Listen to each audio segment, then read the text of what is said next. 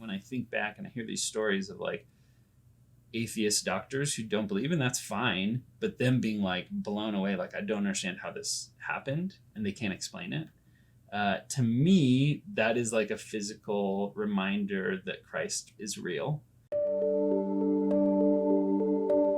It does, like, knowing that I was given that gift from God changes, I think, the way I then look at other people who are struggling and saying like, hey, I want to help you because I was super lucky to have this. And even like going back to the healing, like I look at it as it's amazing that, you know, when we think of those stories, we think of like Christ physically healing them. But I think we don't think as much about how Christ spiritually healed them as well. And how that physical like plays into like you think of the man on the steps of the temple. It's like he couldn't go into the temple. He wasn't allowed because he was a cripple.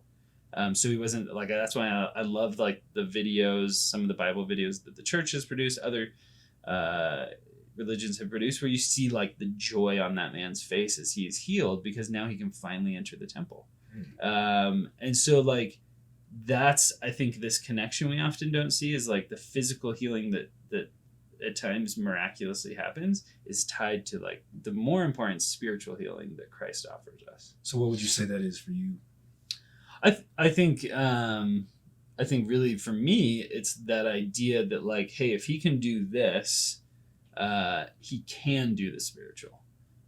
It's like a physical reminder to me of one, that he exists, because there is no other explanation. Like when I think back and I hear these stories of like atheist doctors who don't believe, and that's fine, but them being like blown away, like I don't understand how this happened, and they can't explain it. To me, that is like a physical reminder that Christ is real. And if he can do things like that, like when he says to the Pharisees, like, what's easier to say? Like, be healed physically or be healed spiritually? It's easier to say to be healed spiritually. You can say that because there's not a physical representation of whether or not it actually happened. You can't see the spiritual. Yeah. He can't say, well, are you without sin now? Like, are the sins gone? But he's telling them like, it's easier to say that, but I'm going to say that I'm going to physically heal you to prove to you that I can also heal you spiritually. That's interesting, because it's like the spiritual, you have to want it. Yeah. You have to, as much as you have to stand up. Yeah. He has to want God to heal him spiritually. Yeah. You know what I mean? And that spiritual, it's interesting in that case with the man with the palsy, like he spiritually healed him first and then also healed him physically. And so I think that's always just a good reminder for me that it's not just about the physical blessings, that like the spiritual blessings are a crucial part of that as well. Yeah. And you got to keep walking too. Yeah. Yeah. Dang. And then making you like, you think of like the man where he's always saying like, take up thy bed and walk. Like he's making him self-sufficient. He's not fixing all of his problems. Like my feet still hurt. Like they still are like hard for me. But it's like not completely gone. Yeah. It's not like he took all the problems away. But it is to the point where like I'm self-sufficient. I can manage it. And I think some people would be like, well, then is it really healed? And it's like, yeah, but that is a part of it. Like just because you're healed once doesn't mean you never feel pain again. But he helped me become a little more self-sufficient. And then also with that goal of like, go help other people. Like, so don't just be selfish, So this idea of like most of these miracles that you see, he heals the person and then it's up to them to now with that gift to bless other people. Yeah. So you think of like the 2 loaves, 2 fishes. Yeah. He gave him, anyway. Yeah, you have like these resources now, and now it's like, okay, now not just for you. Other stuff. Yeah. So maybe, I know we could wrap up just a bit here. What would you say to somebody that would look at your story and say, okay, that was just a coincidence?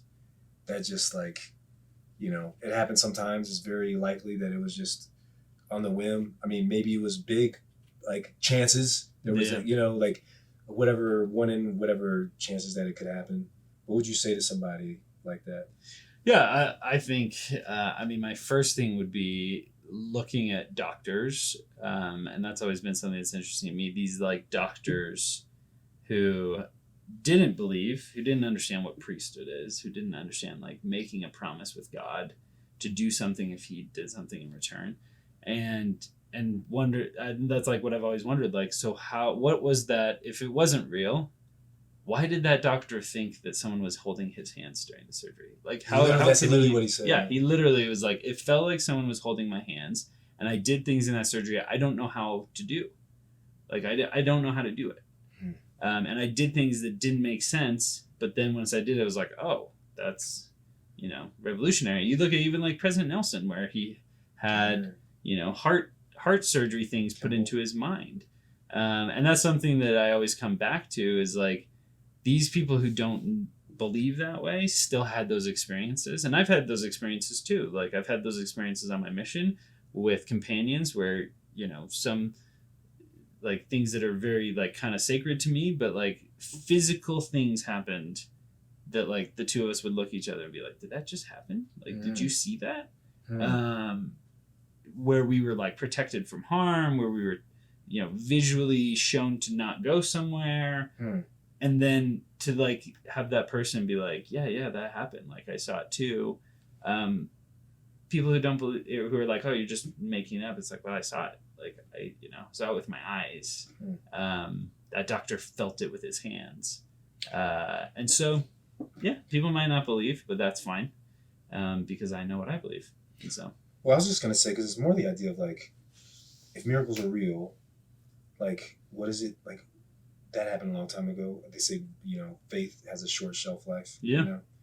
Like, what do you do now to maintain your belief and trust of that, that God still shows you is miracles. there, and yeah, and I think that's always a challenge for each of us, because even for me, like, it's easy to fall into complacency and to get lazy with the things that I know are important. And I think that that's what's so interesting, and that's why miracles are not just like God's solution to lack of faith. Because even when you look at like the Pharisees, when you look at like Laman and Lemuel, they saw miracles, and they always had a reason. There was always an explanation. Like you look at like even people who would say like, oh, that doctor just misunderstood what was going on. He didn't. He thought that's what he felt, but it's not what he felt. It's like, well, yeah, there's always an explanation. Like the Pharisees saw him raise people. They saw it just like he did. They saw when like, Lazarus, they were there. Yeah. And then they can say, well, he was faking it. And it's like, Yeah. Even Lazarus, like he's in the tomb for 4 multiple days. Yeah. To the point where it smells bad. And it's like, even then there's an explanation. And I think that's a good lesson for all of us, that it's like, are you a doubting mindset or are you a believing mindset? And are you just reasoning away? And I learned that on my mission. Like at times I struggled with like, I love to read, I love to study the gospel and have kind of my whole life. And I would try to like reason with people, like, because I think that's how I approach the gospel. I approach it very like intellectually, like it makes sense to me that like this is how God works. This is how he works with us. So to me, when I look at like the history of the world, and there's like always been prophets and then there's apostasies, it just makes sense that like God would call prophets again and have apostles again. Like it just makes complete sense to me. But I know other people don't feel that way. But I struggled sometimes because I was trying to convince people. Like, let me make you a good argument. Like I love to debate. Yeah. And like, let me debate you, and it doesn't work. Because it has to be. It has to be that emotional connection. And so, yeah.